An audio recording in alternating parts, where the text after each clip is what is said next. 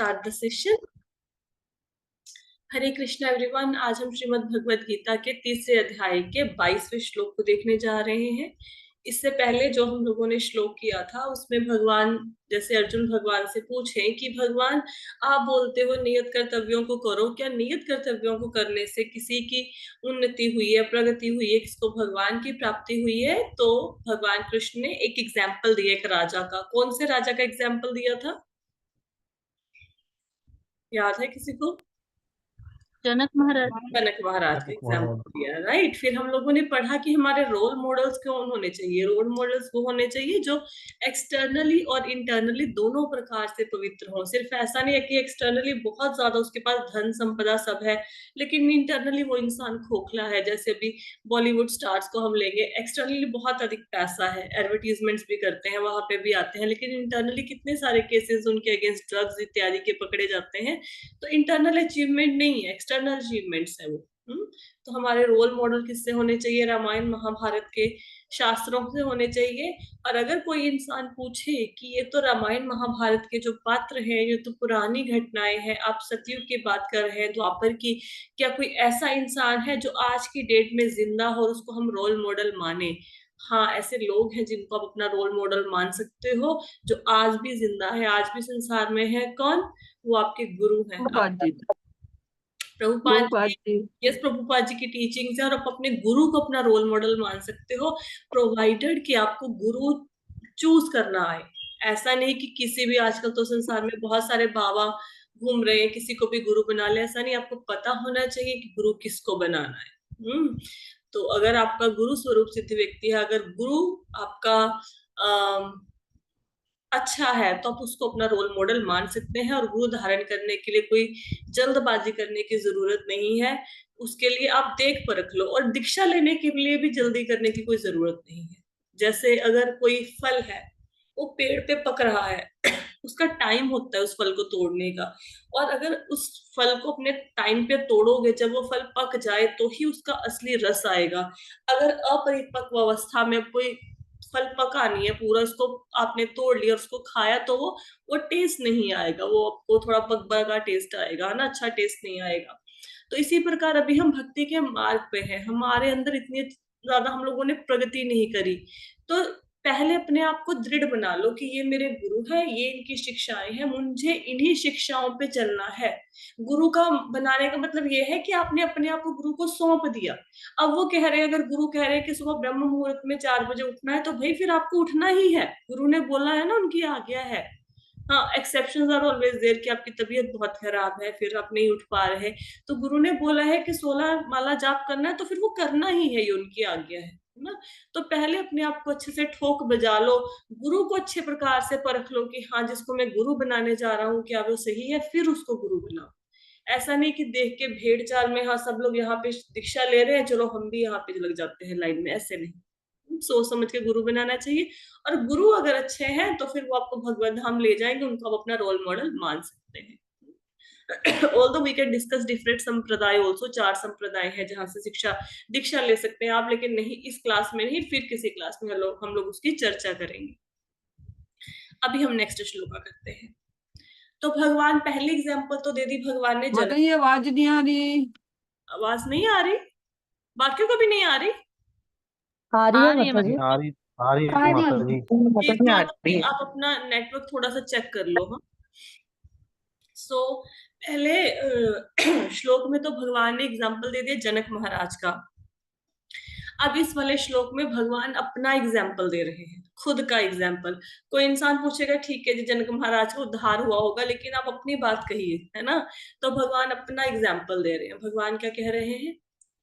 न मे पार्थास्ति कर्तव्यम त्रिषु लोकेषु किंचन नाना वाप्तव्यम वर्त एव च कर्मणि। तो इसमें भगवान कहते हैं, हे पृथा पुत्र, तीनों लोकों में मेरे लिए कोई भी कर्म नियत नहीं है, ना ही मुझे किसी वस्तु का अभाव है और ना ही आवश्यकता है, तो भी मैं नित्य कर्म करने में तत्पर रहता हूं। इसमें भगवान क्या बताते हैं कि अर्जुन, मुझे तो तीनों लोकों में कोई भी काम नहीं करना। कृष्ण तो भगवान है ना, फिर भी मैं कर्म करता हूं। क्यों करते हैं भगवान कर्म? सबसे पहले श्लोक में वर्ड आया 3 लोक। तीनों लोकों में मेरे लिए कोई भी कर्म नियत नहीं है। अब आप देखेंगे किसी किसी क्लास में हम लोग बोल देते हैं 14 लोग हैं, किसी किसी क्लास में हम लोग बोलते हैं 3 लोग हैं। तो ये 3 लोग कौन से हैं? ये किन 3 लोगों की बात हो रही है? पहले इन 3 लोगों को समझ लेते हैं, फिर नेक्स्ट लाइन पे चलेंगे। देखो 3 लोग कहते हैं आइडली, ऊपर से लेके नीचे तक 14 लोग हैं टोटल। 14 लोग हैं, लेकिन इनको कैटेगरीज में डिवाइड किया हुआ है। जो धरती है, हमारी धरती हमारी 7वां लोक है। पृथ्वी 7वां लोक है। पृथ्वी से ऊपर कितने लोक हैं? 6। और पृथ्वी के नीचे कितने लोक हैं? 7। तो कुल मिला के कितने हो गए? 14। ठीक है, समझ आया? पृथ्वी कौन सा लोक है बताओ? पृथ्वी कौन सा लोक? 7वां लोक है। 7। 7वां। हाँ, इसके ऊपर 6 लोक हो गए। अब ऊपर के जो 6 लोक हैं, इनके नाम हैं भुवर, स्वर, महर, जना, तपा, सत्य। सत्य लोक को ब्रह्मलोक भी कहते हैं। अब पृथ्वी के नीचे जो लोक हैं, उनके भी नाम है अतल, वीतल, सूतल, तलातल, महातल, रसातल, पताल। ये 7 नीचे लोक हैं। अब जो ऊपर के 6 लोग हैं, इनको ज्वाइंटली, इनको कलेक्टिवली स्वर्ग कहा जाता है। लेकिन इसका मतलब सिर्फ स्वर्ग नहीं है। स्वर्ग लोक का मतलब है कि ऊपर के 6 लोग। समझ आई? हेवनली प्लैनेट्स बोलते हैं। जो पृथ्वी है उसको मर्त्य लोक बोलते हैं, क्योंकि यहाँ पे लोगों की मृत्यु हो रही है ना। ऐसा नहीं कि ऊपर लोगों की मृत्यु नहीं हो रही है, ऐसा नहीं कि जो इंद्र है वो हमेशा रहेंगे, उनकी मृत्यु नहीं हो रही, वरुण देव की मृत्यु नहीं हो रही, ब्रह्मा जी की मृत्यु नहीं हो रही, ऐसा नहीं है। लेकिन उनकी मृत्यु बहुत देर के बाद होती है। इतने देर के बाद कि हम लोगों की गणना से भी परे है ना। जैसे ब्रह्मा जी की आयु 100 वर्ष है, 100 देवीय वर्ष है ना। तो ब्रह्मा जी की अगर बात करें तो 4 अरब 32 करोड़ घंटे का तो एक ही दिन ही है। तो ऐसे कर करके कब हमारे 100 साल पूरे होंगे, कब ब्रह्मा जी की मृत्यु होगी? तो हमारे लिए तो वो अकल्पनीय है ना। हमारे लिए तो वो अमर ही है एक ढंग से। अब जब हमारा 1 साल बीतता है तो देवताओं के 12 घंटे बीतते हैं। अब देवताओं की आयु होती है 10,000 साल, लेकिन कैसे? हमारा 1 साल, उनके 12 घंटे, ऐसे कैलकुलेट करते हैं 10,000 साल। अब कोई व्यक्ति इतनी देर तक जिंदा रहे तो उसको ऐसे ही बोलेंगे ना कि भी मृत्यु नहीं है इसकी, है ना। ऐसा नहीं है कि देवताओं ने अमर, हम लोग पढ़ते हैं ना, देवताओं ने अमृत पी लिया और वो अमर हो गए। तो वो अमर नहीं, हाँ हाँ, उनकी आयु बहुत ज्यादा है हमसे। तो इसलिए उनको अमर की कैटेगरी में रख देते हैं। तो ऊपर के लोगों को बोलते हैं स्वर्ग लोक, पृथ्वी को बोलते हैं मर्त्य लोक, और नीचे के लोगों को सबको मिला के पाताल लोक बोलते हैं।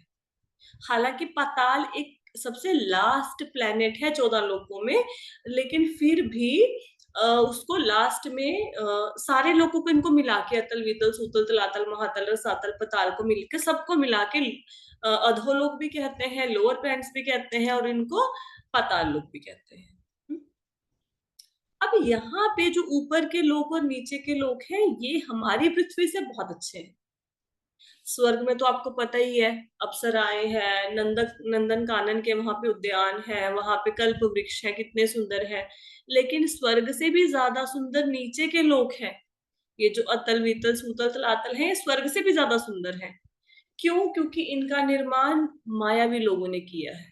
मय दानव है, उसने अपना निवास स्थान बनाया है। वो मायावी होते, जैसे जादूगर होता है ना, जादूगर अपने पैसे से कितने सारे वो निकाल देता है, मतलब पैसे बना देता है, स्टेज पे बिखेर देता है ना। तो माया है, इन्होंने माया के प्रभाव में सब कुछ, माया के द्वारा, तंत्र मंत्र के द्वारा ऊपर के लोगों से भी ज्यादा वैभवशाली अपना साम्राज्य बनाया हुआ है।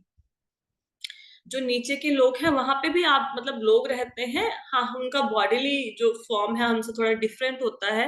वहां पे नाग रहते हैं, राक्षस रहते हैं, दानव रहते हैं। ऐसा नहीं कि हमारे यहाँ पे होटल हैं, दुकानें हैं, घर हैं, मंदिर हैं, उनके यहाँ पे भी होटल, दुकानें, घर, मंदिर सब है नीचे भी, लेकिन हम उनको देख नहीं सकते। हाँ, वहां पे अंधेरा है, वहां पे सूर्य की रोशनी नहीं जाती, सूर्य की रोशनी सिर्फ पृथ्वी तक ही आती है। तो जो नीचे लोग रहते हैं उनके सिर पे जो मनियां लगी हैं, नागों के फन पे मनियां लगी हैं, उनकी फनों पे लगी हुई मनियों का प्रकाश इतना है कि नीचे के लोग प्रकाशित रहते हैं। इसलिए हम कभी कभी 14 लोग बोलते हैं और कभी कभी हम लोग बोलते हैं 3 लोग, क्योंकि है तो टोटल 14 लेकिन इनको कैटेगरी वाइज ऐसे डिवाइड कर दिया। जैसे मैं एक बहुत एग्जांपल देती होती हूँ अपनी किचन में से, कि हम लोगों ने खीर बनाई, उसमें हमने बोला कि मैंने खीर में डाल दिया, बादाम डाला, किशमिश डाला, मैंने नारियल डाला और मैंने काजू डाल दिया। तो कोई पूछे आपने खीर में कितनी चीजें डाली, तो मैं बोलूंगी मैंने 4 चीजें डाली। कोई दूसरा आएगा मेरे से पूछेगा आपने खीर में कितनी चीजें डाली, मैं बोलूंगी ड्राई फ्रूट डाल दिए, है ना। तो अगर ड्राई फ्रूट कह दिया तो वो एक हो गया, सबको परिभाषित कर रही है एक कैटेगरी, या फिर मैं चारों के अलग अलग नाम ले लूं लेकिन बात वही है। तो इसलिए कहीं कहीं पे 3 लोग लिखा होता है, कहीं पे 14 लोग, आइडली 14 लोग ही हैं। ठीक है। आई होप सो कि फर्स्ट लाइन क्लियर होगी। भगवान कहते हैं अर्जुन को कि अर्जुन, तीनों लोकों में कोई ऐसा कर्म नहीं है मुझे करना हो। क्यों क्यों ऐसा है? क्योंकि देखो, काम करने के पीछे ना 2 कारण होते हैं। कोई भी व्यक्ति जॉब करता है, बिजनेस करता है, उसके पीछे 2 कारण है। या तो उसको किसी वस्तु की आवश्यकता है या किसी वस्तु की कमी है। हम्म? अब जैसे कोई इंसान सुबह से लेकर शाम तक टीचर की नौकरी करता है, तो क्यों नौकरी करता है? क्योंकि धन की आवश्यकता है। हम्म। या फिर हमें क्या लगता है कि मेरे पास अपना घर नहीं है, मैं किराए के घर पे हूँ, मुझे अपने घर का अभाव है, तो मुझे घर बनाना है, इसलिए मुझे नौकरी करनी है। लेकिन भगवान को तो किसी वस्तु की कमी है नहीं, ना ही भगवान को किसी वस्तु की जरूरत है। क्यों? क्योंकि सारी वस्तुएं उनसे आती हैं। जितनी भी सृष्टि में आपको दिखाई दे रहा है, पृथ्वी, जल, अग्नि, वायु, आकाश, झरने, पहाड़, सोना, चांदी, हीरे, जवाहरात, मिट्टी, पत्थर, सब कुछ तो भगवान से आया। जब सब कुछ भगवान से आया तो उनको आवश्यकता क्या है किसी चीज की? जैसे अब मुकेश अंबानी है, वो जियो का बिल भरते होंगे अपने फोन का, आप सोचो भरते कि नहीं भरते? वो नहीं भरते होंगे। क्यों नहीं भरते होंगे? क्योंकि वो तो मालिक है ना, तो मालिक बिल थोड़ा ना भरेगा, है ना। तो इसी प्रकार भगवान से ही सारी वस्तुएं आती हैं, उनको किसी चीज की जरूरत नहीं है, तो उनको काम करने की जरूरत नहीं है। और बात क्या है? और बात यह है कि भगवान लॉ मेकर हैं, वो भगवान नियम बनाते हैं, उनको रूल्स का पालन करने की आवश्यकता नहीं, हालांकि वो पालन करते हैं लेकिन जरूरत नहीं है उनको। जैसे मैंने आपको एग्जांपल दिया ना कि प्रधानमंत्री, जो सरकार है उसने ट्रैफिक के नियम बनाए, लेकिन प्रधानमंत्री की गाड़ी आती है तो सारे ट्रैफिक नियमों का उल्लंघन करके उनको पहले जाने दिया जाता है ना। तो Krishna is a law maker, उनको जरूरत नहीं है इन चीजों का पालन करने की। दूसरा, कृष्णा के पास तो षड ऐश्वर्य है, सबसे ज्यादा बल कृष्णा के पास, प्रसिद्धि भगवान के पास, धन भगवान के पास, नॉलेज भगवान के पास, सुंदरता भगवान के पास। ये सब के होते हुए भी भगवान को इनसे लेना देना कुछ नहीं है। तो हम में से तो इन चीजों की, भक्तों में बहुत सारी चीजों की कमी है, इसलिए हम भाग भाग के काम करते हैं। धन चाहिए, भगवान का सॉरी परिवार का पालन पोषण करना है, इसीलिए करते हैं ना काम। भगवान के लिए ऐसा कुछ नहीं है। हम्म? अब जैसे हम लोग भोग लगाते हैं, एक्चुअल में क्या भगवान भूखे हैं इसलिए भोग लगा रहे हैं कि उनको खाना नहीं मिलता? नहीं, वो तो पूरी सृष्टि का पालन करते हैं। वो हमसे पूजा ये स्वीकार करते हैं, हमारा भोग स्वीकार करते हैं, ताकि इस भोग को स्वीकार करके उनके पापों का उद्धार करता करता एक दिन वो मेरे धाम में वापिस आ जाए। उनको जरूरत नहीं है ऐसे, भूखड़ नहीं है भगवान, आपको खाना जो दे रहे हैं उसको खाने की जरूरत नहीं है, हम पे कृपा करके हमसे स्वीकार करते हैं, है ना। जैसे पिता से मैंने पहले एग्जांपल दिया था ना कि बच्चा बोले मैं आपके बर्थडे पे 20 रुपए का पेन लाया हूँ, पिता नहीं तो दिए पैसे, तो पिता को जरूरत नहीं है लेकिन बच्चे का मान रखने के लिए वो ले लेते हैं, राइट। और भगवान की, मतलब भगवान को काम करने की जरूरत क्यों नहीं है? अरे भाई, क्योंकि भगवान के पास सब कुछ है, और भगवान का एक नाम है असमोर्धव। क्या है? असमोर्धव। असमोर्धव का मतलब क्या होता है? वो इंसान जिसको, जिसके बराबर भी कोई नहीं होता और उससे महान भी कोई नहीं होता। ये वसुदेव और देवकी जो थे ये पूर्व जन्म में कृष्णी और सुतप्पा थे। तो इन्होंने भगवान की भक्ति करी, भगवान इनके सामने प्रकट हो गए। भगवान ने बोला क्या चाहिए, तो उन्होंने भगवान से मांगा कि हमें आपके जैसा पुत्र हो। तो भगवान ने कहा कि मैं तो असमोर्धव हूं, इसका मतलब मेरे जैसा तो कोई दुनिया में है ही नहीं, ऊपर का होने का तो प्रश्न ही नहीं उठता। जब भगवान के समान ही कोई नहीं है तो उनसे ऊंचा कैसे हो सकता है, उनसे अच्छा कैसे हो सकता है, उनकी बराबरी का ही कोई नहीं है। तो भगवान कहते हैं मेरे जैसा तो कोई है नहीं, इसलिए मुझे ही आपका पुत्र बन के आना पड़ेगा। तो फिर वो वसुदेव और देवकी के रूप में आए दुनिया में, और फिर भगवान उनके पुत्र बन के आए। तो भगवान जैसा कोई नहीं, उनके पास सब कुछ है, लेकिन still he perform his duty. अगर हमारे पास सब कुछ हो, सपोज हमारे बैंक अकाउंट में 10 करोड़ रुपया पड़ा है, घर में नौकर चाकर है, परिवार के लोग कहना मानते हैं, पत्नी और पति कहने में है, बच्चे क्लास में फर्स्ट आ रहे हैं, हमें लगता है हम कुछ करेंगे, भक्ति वगैरह कुछ करेंगे, कुछ नहीं करेंगे, आराम से बैठ जाएंगे, है ना, कि जिंदगी तो अच्छी चल रही है। तो भगवान के पास तो सब कुछ है, then why Krishna is working? उसका कारण अब अगले आने वाले श्लोकों में बताएंगे। भगवान कहते हैं मैंने कुछ करना नहीं है तीनों लोकों में, क्योंकि ना मुझे किसी चीज की जरूरत है ना कमी है, लेकिन फिर भी मैं ड्यूटीज को निभाता हूँ। क्यों निभाते हैं भाई? So right here was a slide. इसको हम लोग ना, ये क्यों है यहाँ पे, ये क्या समझाने के लिए है? कुछ लोग ऐसा कह सकते हैं कि नहीं, शिव जी भगवान से बढ़ के हैं। हमने तो देखा है रामेश्वरम में जब भगवान ने लंका पर चढ़ाई करनी थी तो उन्होंने भोलेनाथ की आराधना करी, है ना, तो शिव जी बड़े हो गए भगवान से। लेकिन ऐसा नहीं है। आप कभी भी शिव जी की कोई चित्र देखिए, कोई प्रथम विग्रह देखिए, प्रतिमा, आपको भोलेनाथ की आंखें हमेशा बंद नजर आएंगी, वो ध्यान में है। वो किसका ध्यान कर रहे हैं? कृष्ण का। फिर जब कृष्ण का ध्यान भोलेनाथ कर रहे हैं तो फिर भगवान राम के रूप में जब आए तो उन्होंने पूजा क्यों करी शिव की, बताइए? Any answer?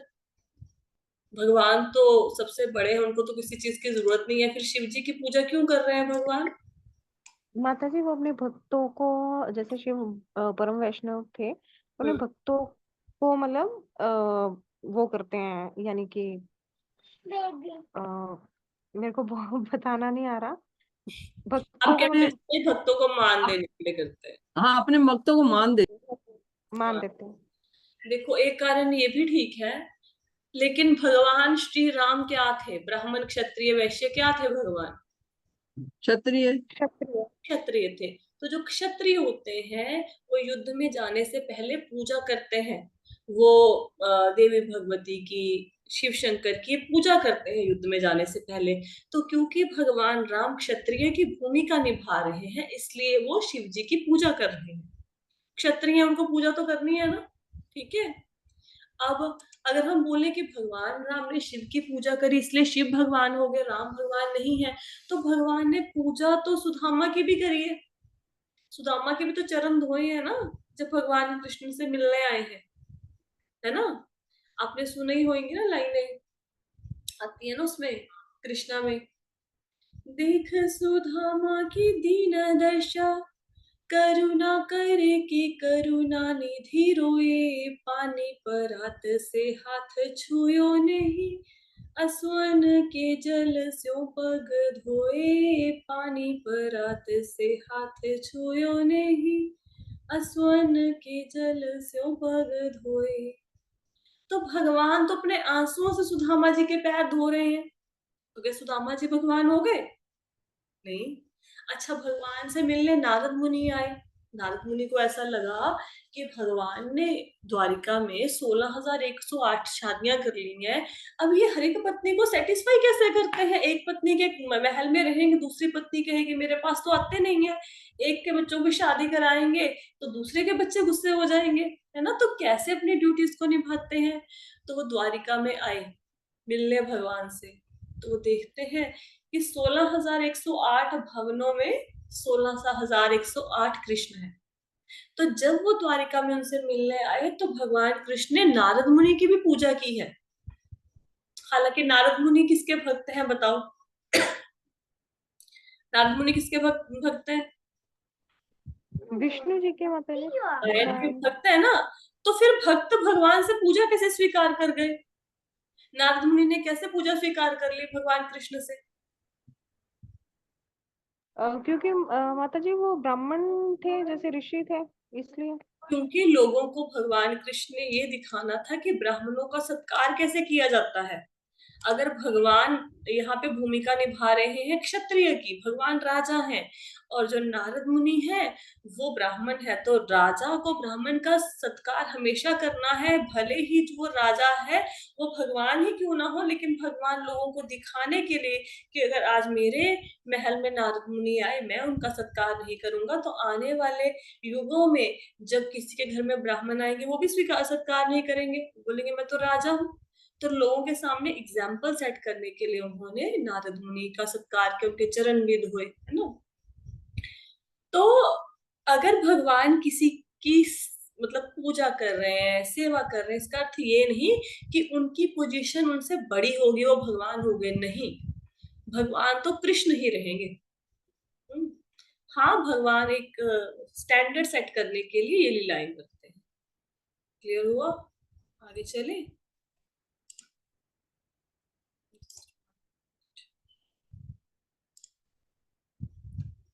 3.23 श्लोक है। यदि हयं न वर्तेयं जातु कर्मण्यतन्द्रितः मम वर्तमानुवर्तन्ते मनुष्यः पार्थ सर्वशः। तो भगवान यहाँ पे कह रहे हैं यदि हयं न वर्तेयं, क्योंकि यदि मैं नियत कर्मों को सावधानी पूर्वक ना करूं तो हे पार्थ यह निश्चित है कि सारे मनुष्य मेरे ही पथ का अनुगमन करें। भगवान, अब देखो भगवान हमारे रोल मॉडल हो गए ना। अब भगवान रोल मॉडल हो गए, अगर भगवान ही कार्य छोड़ के बैठ जाएंगे तो सारी जनता काम छोड़ के बैठ जाएगी कि भगवान कौन सा काम करते हैं। अब हम देखते हैं कारणोदक्ष विष्णु को, या हम देखते हैं गर्भोदक्ष विष्णु को शेषनाग की शैया पे लेटे हुए हैं, हमें लगता है सारा टाइम पे ये भगवान सोते रहते हैं, हमें ऐसा लगता है ना। तो हम बोलेंगे कि वाह हमारी लाइफ इतनी ऐसी हो जाए तो कितना अच्छा है, पूरा दिन अच्छा सा बेड मिला हुआ है, वहां पे लेटे रहो और वहां पे सारा दिन यूट्यूब पे कोई लेक्चर सुन लो, कुछ कर लो, गाने देख लो, फिर बस कोई काम नहीं करना है, तो बहुत अच्छी लाइफ है ना। तो भगवान ये स्थापित करते हैं धरती पर जब अवतार लेते हैं, जैसे कृष्ण अवतार में आए, राम अवतार में आए, कि मनुष्यों को जिंदगी को कैसे बिताना चाहिए। भगवान राम ने बताया कि मर्यादा में कैसे रहना चाहिए। भगवान कृष्ण ने बताया कि एज अ हस्बैंड, मतलब as a son, as a guru कैसे रिस्पॉन्सिबिलिटीज को निभाना चाहिए। तो वो एक स्टैंडर्ड सेट करने के लिए भगवान कार्य करते हैं। कहते हैं अगर मैं नहीं करूंगा सब लोग काम करना बंद कर देंगे, ठीक है, उससे क्या होगा वो अगले श्लोक में भगवान बताएंगे। कहते हैं जैसा राजा होता है वैसी प्रजा होती है। अब क्लास में जो टीचर है, बाय चांस टीचर ही ऐसा हो कि उसको पढ़ाना ही ना आए, तो क्लास क्या सीखेगी? नहीं सीख पाएगी ना। कई बार ऐसा होता है सब्जेक्ट बहुत कॉम्प्लिकेटेड होता है, लेकिन टीचर के समझाने का तरीका इतना अच्छा होता है कि वो कॉम्प्लिकेटेड सब्जेक्ट कॉम्प्लिकेटेड लगता नहीं, उसमें मजा आने लग जाता है। और कई बार टीचर ऐसा होता है कि उसके समझाने के तरीका ऐसा होता है कि जिस सब्जेक्ट में हमारा इंटरेस्ट है वो भी हमें बोरिंग लगना शुरू हो जाता है ना। तो जैसा कोई बंदा स्टैंडर्ड सेट करेगा, जैसे राजा स्टैंडर्ड सेट करेगा, जैसा राजा अपने आचरण से स्टैंडर्ड सेट करेगा, वैसे ही प्रजा उसका पालन करेगी। तो गुड एग्जाम्पल सेट करनी चाहिए। अर्जुन को भी यही बोल रहे हैं कि अर्जुन चलो ठीक है, तुमने संन्यास लेना ले लो, कोई बात नहीं, कोई फर्क नहीं पड़ता, तुम चले जाओ वन में, लेकिन तुम पता है कितने बड़े योद्धा हो। जैसे आज के टाइम में विराट कोहली है, सचिन तेंदुलकर है, ये रोल मॉडल्स है, लता मंगेशकर है, ये रोल मॉडल है ना। तो अर्जुन अपने टाइम का रोल मॉडल था, लोग उसके जैसा बनना चाहते थे। तो कहते कितने लोग तुम्हें फॉलो कर रहे हैं, कितनी बड़ी तुम्हारी फैन फॉलोइंग है, अगर तुम युद्ध छोड़कर भाग गए तो उनके सामने क्या एग्जाम्पल सेट की तुमने, ये कि अर्जुन भगोड़ा है, कल को वो भी भाग जाएंगे, उनके ऊपर कोई रिस्पॉन्सिबिलिटी आएगी। तो इसलिए अच्छी एग्जाम्पल सेट करो, युद्ध के लिए खड़े हो जाओ। मैं भी इसलिए कार्य करता हूँ ताकि मैं एक अच्छी एग्जाम्पल सेट करूँ, ताकि लोग बाद में ये ना करें कि भगवान कृष्ण आए थे धरती पर कोई कार्य नहीं किया इसलिए हम भी नहीं करेंगे। अब भगवान कृष्णा जब धरती पर थे, उन्होंने अपनी रिस्पॉन्सिबिलिटीज को कैसे निभाया। तो देखो, as a lover Krishna is the best. भगवान कृष्ण जितना प्रेम कोई किसी से कर सकता है, कोई नहीं कर सकता। अब जैसे एक कथा है, कृष्ण अवतार की नहीं है, राम अवतार की है। भगवान जाते हैं जंगल में और जंगल में उनके पैर में कांटे चुभ जाते हैं। रात को जब माता सीता उनके कांटे निकालने की कोशिश करती हैं तो भगवान मना कर देते हैं। तो फिर से माता सीता नेक्स्ट डे कोशिश करती है, भगवान मना कर देते हैं। फिर वो लक्ष्मण जी से कहती हैं कि भाई आप भगवान राम को समझाइए, इनके पैर में इतने कांटे हैं, कांटे नहीं निकालेंगे तो दर्द होता रहेगा, तो प्लीज अपने कांटे निकालने दीजिए। अर्जुन भगवान राम से बात करते हैं तो भगवान राम कहते हैं कि देखो अर्जुन, मैंने वचन दिया है कि जो भी मेरी शरण में आएगा मैं उसको त्याग नहीं सकता। तो इन कांटों ने मेरी शरण ली है तो मैं इनको कैसे त्याग सकता हूँ। तो जब भगवान कांटों की इतनी परवाह करते हैं जो उनकी शरण में आ गए, तो भगवान बाकी जो उनके भक्त हैं उनकी कितनी परवाह करते होंगे। तो नो वन इज मतलब equal to Krishna in loving reciprocation. प्रेम के आदान प्रदान में कोई कृष्णा से बढ़कर नहीं है। भगवान ने गोपियों से, राधा रानी से प्रेम किया। आज आपको दुनिया में लाखों मंदिर मिल जाएंगे राधा कृष्णा के, है ना। कृष्णा वॉज द बेस्ट सन। यशोदा मैया के साथ तो उन्होंने कितनी सारी बाल लीलाएं दिखाई, है ना। कैसे माखन चोरी करके आते थे और कैसे झूठ बोलते थे कि मैंने माखन नहीं खाया, और कैसे उनको वात्सल्य सुख प्रदान करते थे, है ना, मातृत्व का सुख प्रदान करते थे। Krishna is the best husband also. Best husband कैसे है, अब आज की डेट में तो एक वाइफ को रखना मुश्किल हो रखा है, उसी का खर्चा मैनेज नहीं होता। तो भगवान ने जब 16,108 रानियों से शादी करी तो ऐसा नहीं कि सबको एक एक फ्लैट ले दिया या एक ही जगह पे जमीन लेके उसके ऊपर 10 मंजिलें 50 मंजिलें खड़ी कर दी, ऐसे नहीं था। कृष्णा, भगवान कृष्णा ने कितने महल बनाए, 9 लाख पैलेसेस। तो उसमें से कुछ अपनी रानियों को दिए, बाकी में से बलराम जी या बाकी यदुवंश के लोग रह रहे हैं। और भगवान ने जब 16,108 रानियों से शादी करी तो ऐसे शादी करी कि उन्होंने अपनी बॉडीली फॉर्म को ऐसा बनाया जैसा कि रानी थी। जैसे कोई रानी सपोज अगर थोड़ी मोटी है तो भगवान थोड़े से मोटे हो गए उनके लिए। कोई रानी थोड़ी सी छोटी है तो भगवान ने जो अपने आप को एक्सपैंड किया तो उसकी हाइट जितने हो गए। कोई लंबी है तो भगवान लंबे हो गए, किसी का रंग सांवला है तो भगवान सांवले हो गए, किसी का रंग गोरा है तो भगवान गोरे होकर उनसे शादी कराए, ताकि कोई ऐसा ना कहे कि जोड़ी जच नहीं रही। भाई भगवान ने वैसे ही रूपों में अपना विस्तार किया। और जब भगवान 16,108 महलों में जाते थे ना तो भगवान 16,108 रूपों में जाते थे। जब नारद मुनि भगवान से मिलने आए ना तो उन्होंने देखा किसी महल में भगवान ना सुबह सुबह यज्ञ कर रहे हैं, किसी में ब्राह्मणों को दान दे रहे हैं, किसी महल में उन्होंने देखा कि भगवान अपने बच्चों से खेल रहे हैं, किसी महल में देखा कि भगवान अपने बच्चों की शादियां करवा रहे हैं, किसी महल में उन्होंने देखा कि अपनी रानी के साथ कोई चौसर खेल रहे हैं, किसी में हास विनोद कर रहे हैं। तो हर महल में अलग अलग भगवान अपनी अपनी क्रीडाएं कर रहे थे। कहीं पे रानियों के साथ जल विहार कर रहे हैं। और भगवान ने इतने अच्छे से द्वारिका को मैनेज किया था कि जैसे सपोज भगवान के किसी बच्चे की शादी हो रही है, और भगवान के एक टाइम पे सपोज करो 10 बच्चों की शादियां हो रही हैं, लेकिन जो द्वारिका के लोग थे वो एक टाइम पे एक ही शादी को देख सकते थे। जो महलों में तो 16,108 कृष्णा है, लेकिन द्वारिका के लोगों को भगवान एक टाइम पे एक ही कार्य करते हुए दिखते थे, उनको 16,108 रूप नजर नहीं आते थे। तो रानी को भी ऐसा ही लगता था कि भगवान सिर्फ मेरे ही महल में आते हैं, मेरे को ही प्रेम करते हैं, मेरे ही बच्चों के साथ खेलते हैं। उनको पता नहीं लगता था कि दूसरी रानियों के साथ भी ऐसा ही हो रहा है। तो ये लीलाएं ऐसी थी कि उनको पता ही नहीं था कि कैसे 16,108 रूपों में भगवान विस्तारित होके आ रहे हैं। तो he is the best husband, he is the best brother. जब बलराम जी थक जाते हैं तो भगवान उनके चरण भी तो दबाते हैं ना, आपने कई बार देखी होंगी ऐसी पिक्चर्स, है ना।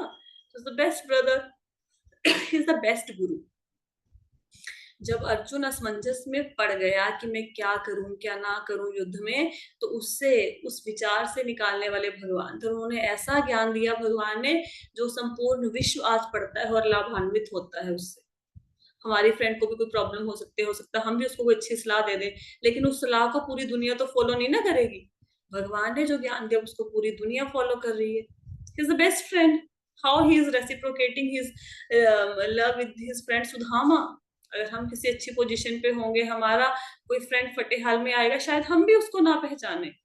कैसे भगवान सारथी बनते हैं अर्जुन के, और अर्जुन की लातें खाते हैं युद्ध में, है ना, क्योंकि लेफ्ट राइट डायरेक्शन हमने कथा पढ़ रखी है, पहले बता रखा है मैंने इस क्लास में, है ना, सारथी बन के।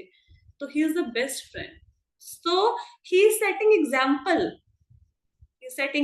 एग्जाम्पल सेट करने के लिए भगवान कार्य करते हैं। ठीक है, आगे चले। अब कुछ लोगों का प्रश्न आएगा कि अगर भगवान इतने ही अच्छे हैं तो भगवान फिर ये काम क्यों करते हैं, जैसे गोपियों के वस्त्र चुराना, रासलीला खेलना, बटर स्टीलिंग, माखन चोरी, ये क्यों करते हैं? एक आ रहा है तो भगवान, अच्छा वो जब तो ठीक है, बताइए। मतलब हाँ जी, मतलब क्योंकि उन्होंने एक मर्यादा स्थापित करनी थी, और जैसे जो उन्होंने वस्त्र हरण तो वाली उनको लीला आनंद की थी, देने के लिए तो भी। वो नहीं, तो वो जो वस्त्र हरण वाली लीला थी, वो उन्होंने बाल मतलब जो छोटे थे 4-5 ईयर्स के तब की थी। और क्योंकि जो स्त्रियां थी वो उस टाइम पे मतलब वस्त्र जैसे कहते हैं ना पूरे निकाल के उतारे थे, तो उन्होंने मर्यादा स्थापित करनी थी, ऐसे ओपनली ऐसे नहीं नहाना चाहिए, तो इसलिए उन्होंने लीला करके ये सब स्थापित करना था। तो भगवान ये क्यों करते हैं, माखन चोरी करना, रासलीला करना, ये वस्त्र हरण करना? क्योंकि देखो, professional is professional and private is private. इसका मतलब क्या है कि जैसे कोई यहाँ पे सपोज कोई टीचर हो, कोई क्लास सुन रहा हो, टीचर हो, अब जब टीचर जाते हैं तो कपड़े भी वैसे ही पहनते हैं, है ना, मर्यादा में रहते हैं, सूट या साड़ी पहनते हैं, है ना। I think Shriji is not attending class, Shriji is teacher, है ना, नहीं क्लास अटेंड कर रहे, बेबी जी भी नहीं कर रहे। तो अगर वो क्लास में स्टूडेंट को पूरी डिसिप्लिन में रखते हैं ना, कि भाई ऐसे बैठो, चुप करके बैठो, पढ़ाते हैं, तो वहां पे पूरा डिसिप्लिन में रहते हैं। लेकिन जब वो घर आते हैं, तो घर आके तो उनकी पर्सनल लाइफ है ना, जैसे मर्जी रहे वो, है ना। जैसे एक बार एक प्रधानमंत्री थे, उनसे मिलने उनका कोई खास बंदा आया, वो कहता अंदर प्रधानमंत्री को सूचना दो कि मैं आया हूँ, मुझे जरूरी काम है। तो उनके सेक्रेटरी ने कहा नहीं, आप वेट कीजिए, वो अंदर जरूरी काम कर रहे हैं। तो उस व्यक्ति को बाहर वेट करते हुए 1-1.5 घंटा बीत गया, तो वो फ्रस्ट्रेट हो गया, कहता मुझे बहुत अर्जेंट काम है, उनको बुलाइए बाहर, आप दिखाइए कि कितना जरूरी काम है, वो अंदर क्या काम कर रहे हैं। तो उन्होंने पूछा, जो भी गेट कीपर था, जो सेक्रेटरी था, कि क्या मैं अंदर जाके देख सकता हूँ कौन सा जरूरी काम कर रहे हैं। तो जब उन्होंने अंदर देखा, तो वहां पे जो प्रेसिडेंट थे वो घोड़ा बने हुए थे, और उनका जो पोता था उनकी पीठ पे बैठा था, उनको घुमा रहे थे। तो उस बंदे ने बोला कि क्या ये जरूरी काम कर रहे हैं आपके प्रेसिडेंट अंदर? तो सेक्रेटरी ने कहा it is his personal life, ये उनका प्राइवेट टाइम है, अपना टाइम है, अपने टाइम में वो जो मर्जी कर सकते हैं। प्रधानमंत्री अपने पोते के लिए घोड़ा बने, कुछ मर्जी बने, उसकी इच्छा। तो भगवान धरती पर क्यों आते हैं? 2 रीजन से आते हैं। प्रित्रा, एक तो हो गया ना, प्रित्रा नाय साधु नाम विनाशाय च दुष्कृताम धर्म संस्थापनार्थाय संभवामि युगे युगे, कि दुष्टों का विनाश करने के लिए, धर्म की स्थापना करने के लिए मैं आता हूँ। लेकिन वास्तव में भगवान अपने भक्तों को लीलाएं दिखाकर आनंद देने के लिए आते हैं। तो भगवान राम के रूप में जब उनका अवतार हुआ, तो भगवान राम जब जंगलों से निकल रहे थे, जब उनको वनवास हुआ, तो वहां पे बहुत सारे ऐसे ऋषि मुनि थे जो उनको देखकर उनके ऊपर मोहित हो गए, और वो उनके साथ माधुर्य रस में प्रेम करना चाहते थे। 5 रस होते हैं ना, शांत रस, दास रस, साक्ष्य रस, वात्सल्य रस, और ये थे शांत, दास, साक्ष्य, वात्सल्य, माधुर्य रस। माधुर्य रस में मैं मतलब as a lover, as a husband वो चाहते थे कि हमारे साथ भगवान प्रेम का आदान प्रदान करें। तो भगवान राम ने कहा कि देखो, इस जन्म में तो नहीं, इस जन्म में तो मैं एक ही पत्नी को पत्नीधारी हूँ, भाई मैं ज्यादा शादियां नहीं करवाऊंगा, लेकिन हाँ, जब कृष्ण अवतार लूंगा तो सब मर्यादाओं को त्याग कर मैं आप सब लोगों को वो आनंद दूंगा, जिस माधुर्य रस की आप कल्पना कर रहे हैं वो आपको प्रोवाइड किया जाएगा। तो भगवान ने इसलिए रासलीला करी। अब कुछ लोग भगवान के कृत्यों का करते हैं, इनकी नकल करने की कोशिश करते हैं। तो हम लोग क्या करते हैं, भगवान का पूरा देखा, क्या कुछ किया, भगवान की लीलाएं देखी, उनमें से रासलीला को पिक करके बोला कि ठीक है, भगवान की इतनी रानियां थी, मैं भी इतनी गर्लफ्रेंड्स बना सकता हूँ, ठीक है। या बोलेंगे शिव जी भांग धतूरा खाते थे, हम भी खा सकते हैं। अरे भाई, शिव जी अगर भांग धतूरा खाते थे, वो विष भी पीते थे, फिर आप विष भी पी के देखो थोड़ा, भगवान रासलीला करते थे तो भगवान ने तो राक्षसों को भी मारा, पूतना को, अघासुर को, बकासुर को, है ना। और राक्षस छोटे मोटे थोड़े ना होते थे। 19 किलोमीटर लंबा तो सांप था जिसको भगवान ने मारा। फिर जरा एक सांप को आप भी मार के देखिए, है ना। तो भगवान की लीलाओं का मतलब नकल नहीं करनी होती, नकल नहीं करनी। जैसा भगवान ने किया वैसा हम भी कर सकते हैं। हाँ, जो जो उन्होंने शिक्षाएं दी हैं उनका पालन किया जा सकता है, क्या ऐसे नकल नहीं करनी अंधाधुंध, है ना। तो हमने उनके फुट स्टेप पे ऐसे नहीं है कि अंधाधुंध चल पड़े, भगवान ने ये किया तो हम भी यही करेंगे। भगवान भोलेनाथ भांग पीते, हम भी पी लेंगे भगवान की जैसे। हम भी बहुत सारे रिलेशनशिप बना लेंगे और स्त्री पुरुषों के साथ, ऐसा नहीं। वो भगवान है, हमें उनकी नकल नहीं करनी, हमें